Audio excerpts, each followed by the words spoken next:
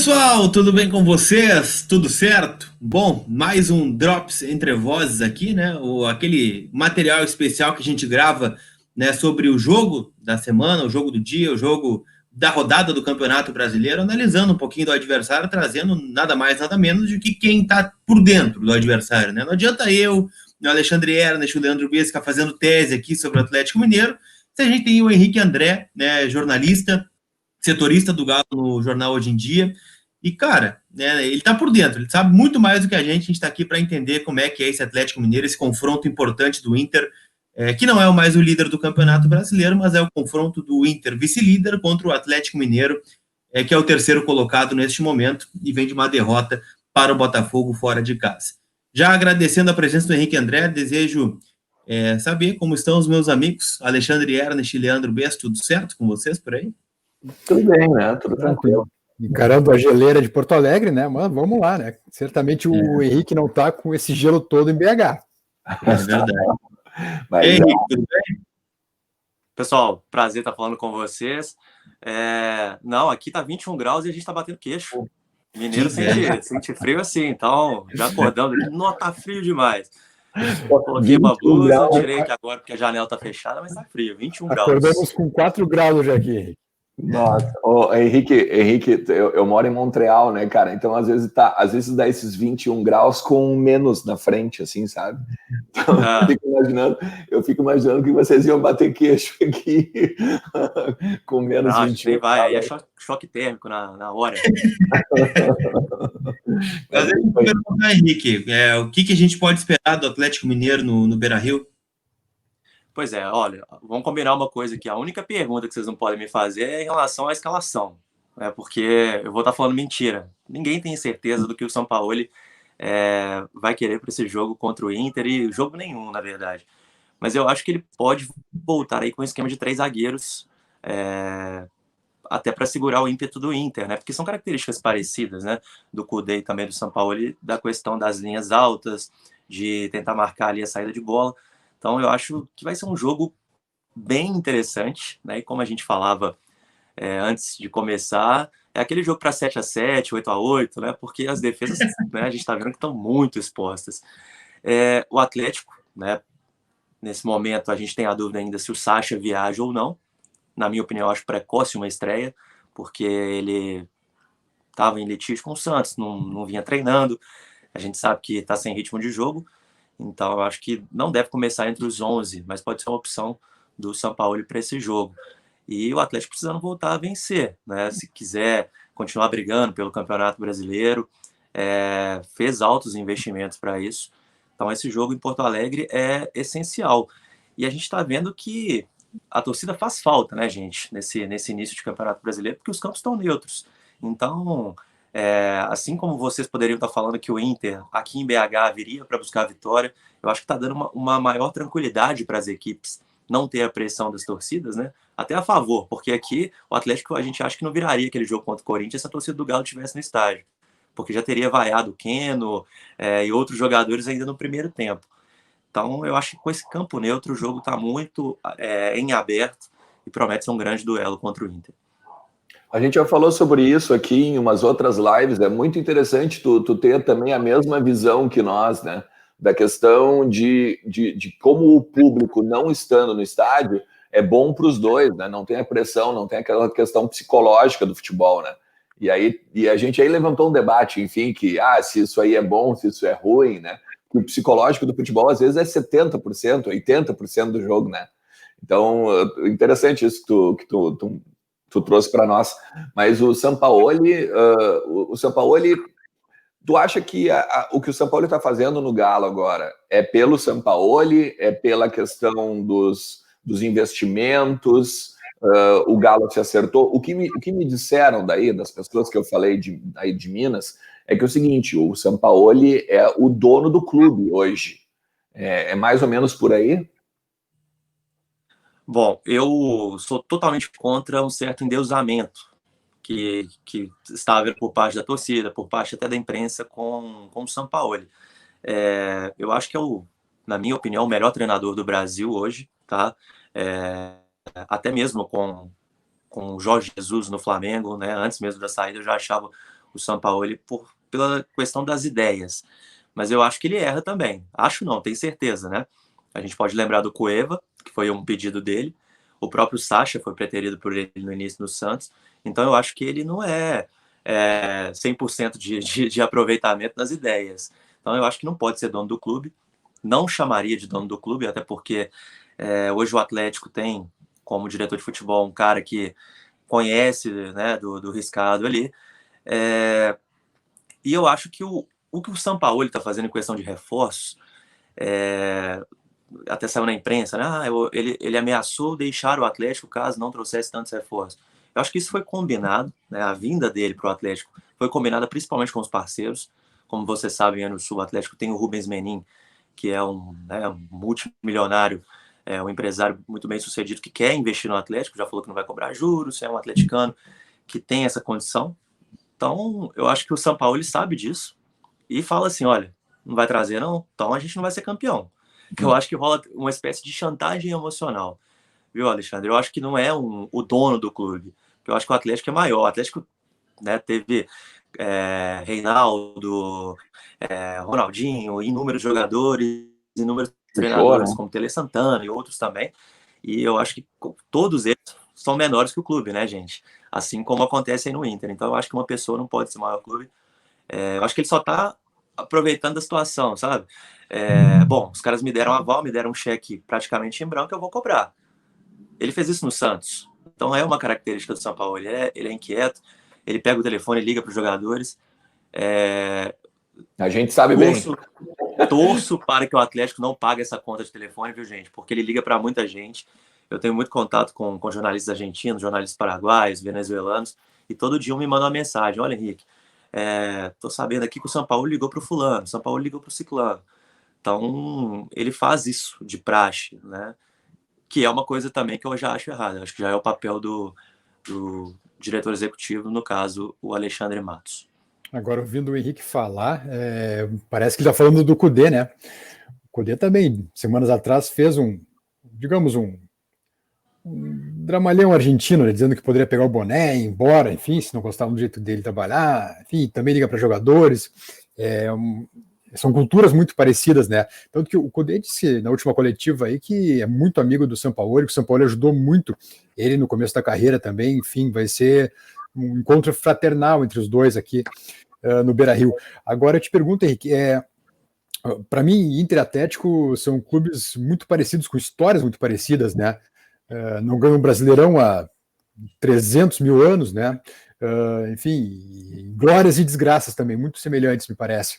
E até pelos locais, né? Belo Horizonte também não é exatamente o centro do país, como nós aqui somos a ponta do Brasil, né? Mas eu te pergunto, Henrique, depois desse nariz será todo, o Inter ainda está muito inconsistente. Por exemplo, o primeiro tempo contra o Atlético Goianiense foi uma desgraça. Se não fosse ali no impedimento, tinha tomado 3-0 no primeiro tempo. Depois, no segundo, passou por cima, mesmo com um a menos, mesmo sem o William Potker, né? Que o William Potker, que foi um dos comandantes da vitória do Inter contra o Galo no passado, né? Depois fez uma bobagem no segundo tempo e o Inter, mesmo assim, conseguiu golear o Goianiense. Essa instabilidade de ambos os times, na verdade, né? Tu acreditas que a gente possa ver também nesse clássico do Beira-Rio, ou achas que vamos ver, por exemplo, um Atlético mais estável após a derrota no Rio? Não creio no Atlético instável, tá? Nesse sentido, não. Eu acho que, taticamente, a ideia do Sampaoli ainda sim. Mas psicologicamente, para esse jogo contra o Inter, até pela questão que eu disse mais cedo, né, anteriormente, do estádio vazio, estádio neutro, eu acho que as forças se igualam. Talvez seja um jogo, né, ao mesmo tempo que pode ser muito interessante, de ataque o tempo todo, pode ser um jogo de muitos erros, né, gente? Pelas características iguais de Inter e Atlético. Mas eu não vejo o Atlético pronto, viu? Antes do Campeonato Brasileiro começar, muitos colocando o Atlético como favorito em todas as lives, todas as vezes que eu podia opinar sobre isso, eu nunca vi o Atlético como favorito, porque eu acho que é um time muito novo, né? A gente vê o Marrone, que hoje é o homem de referência no ataque. O Sacha não vai ser esse homem, até porque ele não é centroavante, né? Assim como o Marrone, mas vem executando essa função. É um jogador muito novo, né? Um jogador que pode estourar, é uma promessa. Assim como o Alan fez um bom campeonato pelo Fluminense, agora veio para o Atlético para se consolidar. Léo Senna, o Alan Franco, que estava no Independente Del Valle. Então o Atlético é um time de jogadores que estão querendo estourar no futebol. Então não é um time maduro ainda. Tanto que o São Paulo pede reforços para equilibrar isso. Ele deixou isso claro também. Então eu vejo esse desequilíbrio apenas no início de trabalho. Eu vejo que o Atlético vai oscilar ainda, não vai ser aquele time que vai disparar na frente da tabela. Eu acho que vai sofrer muito e oscilar ainda. E talvez o Inter, tá, seja um time mais maduro do que o Atlético hoje. Eu vejo o Inter um pouco à frente nesse sentido da maturidade. O Atlético vai ter que trabalhar ainda, porque em situações normais, a gente não perderia aquele jogo para o Botafogo de jeito nenhum. Sabe? O Botafogo é um time para brigar lá embaixo. Né? Com todo o respeito à grandeza como do foi clube. entre o Fluminense, Henrique. Como foi entre o Fluminense também, um jogo ridículo, uma derrota ridícula. Tem derrotas que a gente fala assim, poxa, ok, o time era superior, mas com o Botafogo foi um massacre total do Atlético, incompetência também na frente do Atlético para fazer o gol, bolas na trave, o Johan com o pé descalibrado mais uma vez. Então o Atlético foi bastante incompetente. Só que a preocupação é o contra-ataque, né? O Atlético deixou isso claro. Se o Inter, se o Kudê quiser mudar o esquema de jogo, jogar só no contra-ataque neste sábado, né, nessa quinta rodada, a chance dele ganhar do Atlético é muito maior do que se ele jogar do jeito que ele vem jogando. Porque a defesa do Atlético, de fato, está muito exposta. Não vejo muita velocidade, principalmente nos zagueiros. O Atlético não tem esse zagueiro veloz, apesar do Igor Rabelo ser um jogador interessante que sabe antecipar, assim como o Gabriel, mas eles não vêm atuando, né? O Igor Rabelo jogou esse jogo contra o Botafogo, mas não é considerado titular. E hoje, eu acho que o grande xerife é o Júnior Alonso, é um jogador diferenciado, mas em questão de velocidade, o dia que o Atlético pegar times velozes, ele vai ter muita, muita dificuldade, principalmente por esse espaço que ele deixa entre o meio-campo até ali no Rafael. A gente tem alguns cards para botar, né, Ernest, em parceria com o Stat Inter, né, que é um baita perfil que faz um trabalho de análise e desempenho, né, dos adversários do Internacional e também do próprio Inter, mas neste caso aqui ele ajuda, né, com estes cards, né, nos nossas lives pré-jogos aqui, contando com os convidados de outros estados. Eu sei que o Henrique disse que não tem como esboçar um provável time, mas ele tentou ali, ó, vamos ver se a gente consegue acertar. Rafael, Guga, Igor Rabelo, Júnior Alonso e Guilherme Arana, Alan Franco, o Alan, ex-Inter, né, para quem não lembra, é o garoto que foi vendido para o Liverpool muito cedo, aqui nem fardou profissional, Johan, Savarino, Keno e Marrone. Uma das coisas que a gente gosta de analisar também é aquele dado ali dos últimos 5 jogos, né, para ver como o Atlético vinha em franca evolução, né, com 4 vitórias, acabou perdendo para o Botafogo. Fora de casa, 5 vitórias, 5 empates e 2 derrotas, então é um bom aproveitamento. Em casa, 7 vitórias, 1 empate e 1 derrota. É um time que é semelhante à campanha do Inter do Kudê, tirando os grenais, né? E como o Henrique bem destacou, é por aí, né? 36 gols pró, um time que faz bastante gol, e tomou 17, né, em 21 jogos. Então, é um time bem forte ofensivamente. Acho que é por aí que a gente pode esperar o Atlético Mineiro, né, Henrique? Bom, eu acho...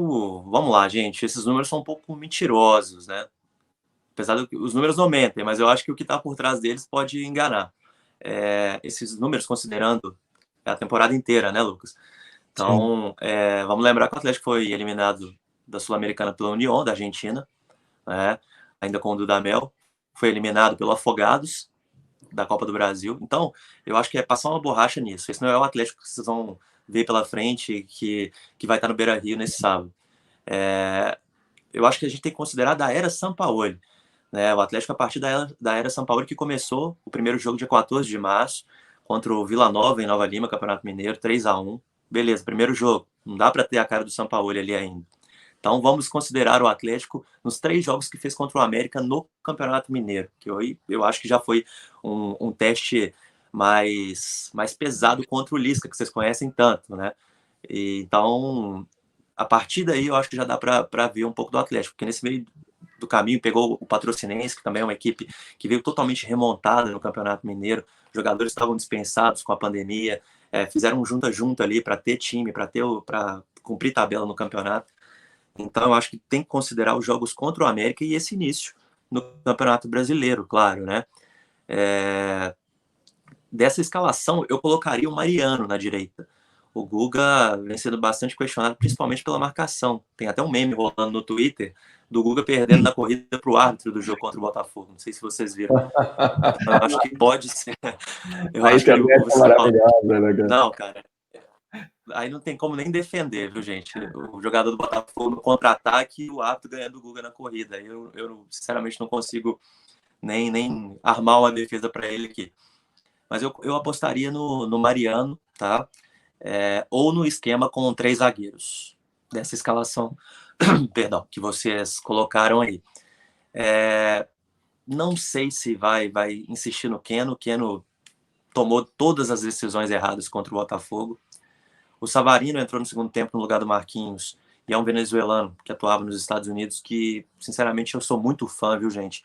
Eu acho que esse cara vai ser ídolo aqui no Atlético, tem um potencial gigante, mas está em queda nos últimos jogos também. Então, eu acho que o São Paulo ele não vai tão exposto contra o Inter. Então, talvez colocaria o Mariano ali para dar uma segurada, ou um terceiro zagueiro no lugar do Guga. Porque eu concordo contigo, assim, eu acho legal essa parceria que a gente tem com a Stats Inter, porque tu vê, ali ele falou da temporada, né? E eu concordo contigo, principalmente, eu falo muito no meu Twitter sobre isso.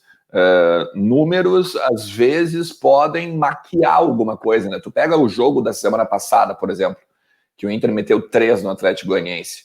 Tu olha, por exemplo, o placar, tu olha ali, sei lá, posse de bola, enfim, essas coisas. Mas foi um massacre, o Inter massacrou o Atlético Goianiense. E não, o Inter fez um jogo ok, né? Então eu acho interessante mesmo esse detalhe assim de dizer, não, o número isso, o número aquilo. Mas aqui, ó, o Stat Inter também tem um outro card aqui que a gente gosta muito também, e eu acho que ele é, vamos ver se tu concorda, o Henrique, que é o seguinte, ó, é um de olho no adversário, tá? Que ele vai lá e vai fazendo, ó, marcou gol em 86% dos jogos do ano, é um time que joga muito para frente, é um time que sabe fazer gols, né? Tanto que a gente viu no card anterior ali, 37 gols quase, ou 39, algo assim, quase 40 gols, né? Na temporada de 2020. É o time que mais finalizou até aqui no Brasileirão, né? Foram 71 vezes em 4 jogos. E também a equipe que mais acertou a trave, 5 vezes na trave. Tem em média 7,5 escanteios por jogo, que é a maior do Brasileirão, mas apresenta fragilidades, né? Problemas na transição defensiva, e a maioria dos gols são sofridos, que sofrem, né, ocorrem no contra-ataque, como tu disseste antes. O Guga costuma deixar muitos espaços, apoia bem, mas é frágil na recomposição. Aí o outro lado, né, pelo menos os pontos fortes são os laterais, né, que trabalham por dentro, e os meias que infiltram na área, em alta velocidade na circulação da bola. E as viradas de jogo são constantes, sempre buscando deixar os pontas no mano a mano, né, no 1 contra 1, contra os laterais do adversário. Nesse dado aqui, é bem provável que a gente vai ter um problema para nós. Né? Exatamente, principalmente que na questão dos laterais, né? Daqui a pouco... O Saraiva até não tem dado conta, mas o Moisés... Exatamente, principalmente pelo lado esquerdo. Eu tenho certeza de que o Sampaoli vai mandar aí todo mundo para as costas do Moisés. Né? Talvez vai ser o jogo ou de exceção do Moisés, ou aquele jogo simplesmente para pegar e dizer assim, ó, meu, obrigado que tu não consegue mais vestir a camisa do Inter. E com relação ao Guga, né, que o Henrique falou, o menos mal pro Atlético, né, que quem cairia é o Patrick, que não é um cara de velocidade, né, é um cara do drible. Então, nesse aspecto, o Guga não vai ter tanto problema assim. Não sei os laterais que não são laterais, né, gente? Nesse esquema, eles deixaram de ser laterais, né? São meio o Guga jogando até de meia ali durante o jogo, o Arana. Então tem... E muito legal esse card, né? Porque eu acho que bate com tudo que a gente falou aqui, né, em relação às fragilidades. Ô, Lucas, você consegue colocar ele de novo aí? Só porque tinha um ponto nele que eu queria comentar com vocês. Vamos lá. Transição a gente falou, tá? Tá. Questão dos gols, né? A gente tem jogos contra times muito pequenos, mais uma vez eu vou falar, né? Coisas que a gente não deve levar tanto em consideração. O time que mais finalizou... Pode até tirar aí, Lucas. Com o Rodrigo Santana, no ano passado, né, que tinha um elenco muito menos qualificado do que esse que o São Paulo tem, o Atlético também chegou a dominar essa questão das finalizações. Né? Contra o Botafogo, gente, foram 34 ou 37 finalizações, dessas 71 no campeonato. Ô, gente, não adianta. né? Não adianta chutar para o gol e a bola não entrar. Então, tem a questão dos escanteios. Contra o Botafogo foram 13 ou 15. Muita coisa, né? Mas como é que a maioria desses escanteios ela aconteceu? O Keno, de um lado, tomando decisões erradas, porque eu acho que ainda não está readaptado ao futebol brasileiro, chutava a bola na área, a bola batia na canela do zagueiro e ia para o escanteio. Então, sabe, são tipo de dados assim que às vezes eu não vejo como tão positivos para os times, né? Então, acho que finalização, se finaliza 70 vezes e faz 10 gols, tá muito pouco, né? Tem que pôr o pé na forma. Então, aí, talvez para a gente, né, ir encaminhando já o grande clássico Inter Atlético, vamos de olho nele, que é o Keno, né? Atuando pela ponta esquerda, Keno importantíssimo no momento ofensivo do Galo. Durante a partida, tanto ele como o Savarino, pela direita, deverão receber bolas no 1 contra 1 contra os laterais do Inter, que Deus nos proteja. Moisés e Sarabia precisarão ter muita precisão nos duelos e os zagueiros atenção nas coberturas. Ou seja, como diria nosso caro Henrique, vai ser um jogo para muitos gols. Podem apostar, quem gosta da jogatina, né? Quem vai nas apostas, pode colocar lá. Ó. Os dois times marcam gols durante o jogo, seu Henrique. Se quiser, a gente pode fazer uma oração em conjunto aqui, de Minas, né? Porque, gente, estamos no mesmo barco. Eu acho que pelas características dos dois times, a gente vai ver, sabe? O Igor Rabelo, ele foi entrevistado dessa sexta-feira pela manhã na Cidade do Galo, ele falou justamente isso. São duas equipes muito parecidas, né, que tem as marcações, as linhas altas, e que, né, aquele clichê do futebol, vai ser um jogo decidido nos detalhes. Mas dessa vez vai muito além do clichê, né? São duas escolas parecidas. E até nesse sábado aqui no Jornal Argentino onde eu trabalho, a gente fez uma página dupla, de um lado o Cudê e o outro o Sampaoli. E o Sampaoli que tem a escola, né, do Bielsa. Eu fui pesquisar para ver se o Cudê também tinha essa escola, mas o Pablo, ele é até um jornalista que escreveu a biografia do Sampaoli. Ele me falou que não, né? Até pela rivalidade do Bielsa com o Cudê, né, da questão do Cudê ter defendido o Rosário e tal, então que não são o Cudê não tem o Bielsa como professor, como mestre, né? Então, o Pablo Pavan, né? Como é que é? Pablo Pavan? Sim, o Pavan, que é da ESPN, né? Entrevistei ele no passado, é um cara muito interessante a história dele, contando a história do Sampaoli, é muito legal. Não, e até eles eram vizinhos em Cacilda, na Argentina, isso, né? Que é a cidade do... E até porque o Bielsa tem muita ligação com o Boca, né? E o Cudê jogou no Rio. Também tem essa questão também, né? Sim. E o Pavan, né? O jornalista, todos os jogos, gente, ele faz uma crônica dos jogos do Atlético, analisando também pela visão do Sampaoli. Uma coisa muito interessante que ele falou é que mesmo sendo um treinador muito atualizado, a ideia do Sampaoli é resgatar o futebol antigo. Então ele olha as seleções brasileiras de 70, de 82, o Huracan de 1983, sabe? Ele tem umas ideias, uns perfis de clubes, assim, de times do passado para colocar em prática agora. E o próprio Natan, que a torcida do Atlético criticou bastante quando foi investido aí 3 milhões de euros, foram investidos, né, melhor dizendo, 3 milhões de euros para uma compra definitiva junto ao Chelsea. O Natan era um jogador que ninguém via com tanto futuro no Atlético. Está lesionado, enfrenta o Inter, mas o Sampaoli via nele essas características do jovem que tem características de jogadores do passado. Então acabou encaixando como uma luva nesse time e é uma curiosidade aí que eu tive a oportunidade de conhecer por causa do Pavan, que é muito gente boa. Se fosse vocês também entrava em contato. O cara é muito legal, realmente. É muito interessante, né? Muito, eu não tenho solista. essa riqueza. Eu não tenho essa... Eu gosto de contar histórias, viu, gente? Sou jornalista que eu prefiro contar uma história legal, como eu contei a do Sacha, tá? Porquê do apelido, conversei com o Robson, o irmão dele, do que ficar dando a notícia de dia a dia. Treinou, sim, treinou. Eu acho isso muito é o melhor jornalismo, né? Para quem consome o nosso produto. Então o Pavan é um cara que tem muito a nos ensinar também. Então fica a dica aí para vocês. E o Sacha, Henrique, depois se quiser, não sei se já contou essa história ou não, mas dizem que a maldição do Inter começou quando ele dançou a valsa dos 15 anos em homenagem ao Grêmio, viu? Dos 15 anos sem título do Grêmio. O Sacha foi campeão gaúcho em 2016 pelo Inter, marcou um dos gols e foi valsar na bandeirinha de escanteio. Eu Ali lembro começou demais toda disso. a desgraça do Internacional. Não, aqui já tem uma placa lá na Cidade do Galo com as regras para ele, sem valsa. Sem valsa? Sério? Não, tô brincando. Com a fase do Cruzeiro é bem possível que... Me marca ainda. Não, com a fase do Cruzeiro é bem possível que o Sacha daqui a pouco goste de se fresquear.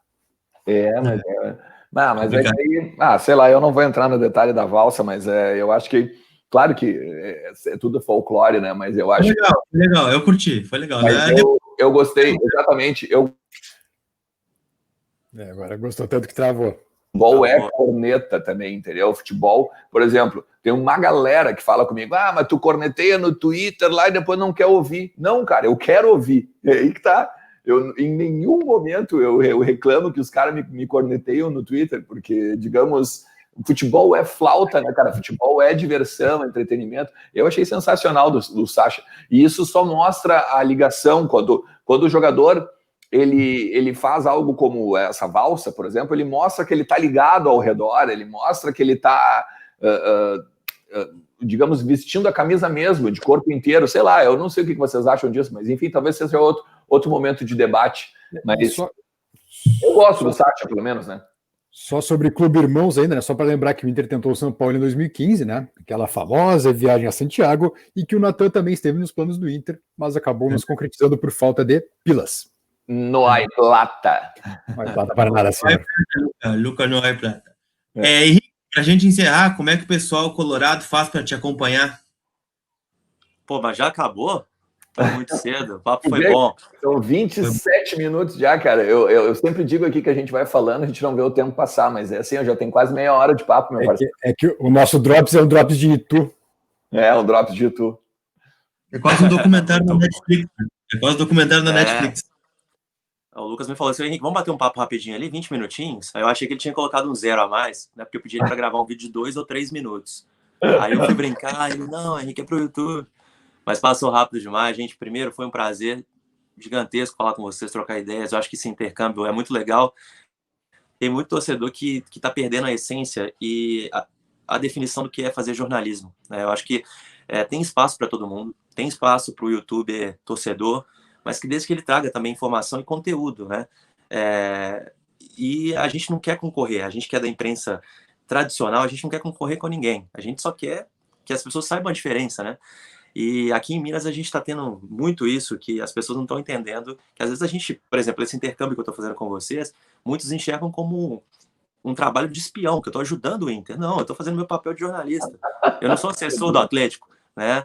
Então, a gente está tendo essa imagem deturpada do jornalista, então eu estou batendo muito nessa tecla, principalmente nas redes sociais. Assim como o Alexandre, eu gosto de dar uma discutida nas redes sociais, porque eu acho que a gente tem que mostrar o nosso ponto de vista de fato. Eu estou no @ohenriqueandré, no Twitter e no Instagram, então sou setorista do Galo, então vocês quiserem saber informações do Atlético, estou lá postando conteúdos diariamente e tentando levar o máximo de informações aí pro público. Show de bola. Beleza. Eu te agradeço a presença do Henrique, né, conosco, foi muito legal, realmente passou muito rápido, né, e é aquela coisa, já estão se acostumando, a gente fez isso com o Fluminense, fez isso com o Atlético Goianiense também, e certamente vamos fazer com os próximos adversários do Internacional, tentando destrinchar aí quem é o adversário do Inter na rodada do Campeonato Brasileiro.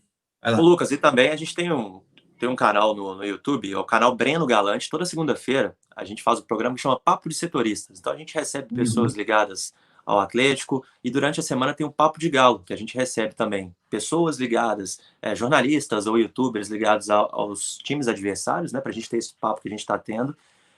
E também a gente mescla o pós-jogo com 2 jornalistas e 2 torcedores, né? É justamente isso do espaço que eu estou falando para vocês, que a gente não é uma concorrência, né? Eu acho que a gente pode coexistir e acrescentar o nosso público. Então, no canal Breno Galante, a gente tem esse programa também para falar do Galo. Não, principalmente, Henrique, desculpa só, a gente vai encerrar, Lucas, mas principalmente porque às vezes tem torcedor que a gente sabe que tem um conteúdo tão bom quanto o jornalista, ou às vezes até melhor. Ao contrário, e jornalista é péssimo também. Exatamente. Então, tipo, óbvio que a gente também tem que dar mão à palmatória, né? Hoje, ainda mais com a internet, cara. Por exemplo, o Stat Inter não é jornalista. né? Mas é um cara muito interessado em números, interessado em maneira de ver o Inter jogar, os adversários e tal. Não tem como a gente não fazer uma parceria com um cara desse, né? O Guilherme, sabe? Então, assim, eu acho muito legal mesmo. Tamo junto, cara. Eu tenho o mesmo pensamento que tu. Mas beleza, Lucas, temos... Agradecer, né? Vocês. Temos uma verdade, né, Lucas? São meia hora já de bate-papo. Daqui a pouquinho a gente vai trazer o Henrique para trabalhar conosco, né? Daqui a pouquinho vai... Deixa o frio passar. Deixa o frio passar. Não, mas já fica pro retorno, né? Pro retorno, certamente. Vamos trocar essa ideia aí também com o Henrique, né? Que acrescentou muito aqui no Voz do Gigante. Então, gente, sei que vocês estão ansiosos pelo jogo, tem muita coisa rolando aí para vocês saberem. Sei que vocês estão perguntando sobre muitas coisas que vocês querem saber, mas para isso vocês têm que se inscrever no canal. Estamos batendo 20 mil, hein? Quem sabe, o Leandro B já está preparando uma surpresa para vocês aí, né? Com 20 mil inscritos. Tá? Deixa o like no vídeo e nos acompanhe nas redes sociais para ficar por dentro das últimas do Internacional. Valeu? Eu não vou dizer, vou parafrasear o Alexandre Ernst, não vou dizer que tenhamos uma vitória do Inter, porque o Henrique está aqui conosco hoje, né? Mas que tenhamos, então, um grande jogo entre Inter e Atlético Mineiro no sábado no estádio Beira-Rio. Valeu! Tchau!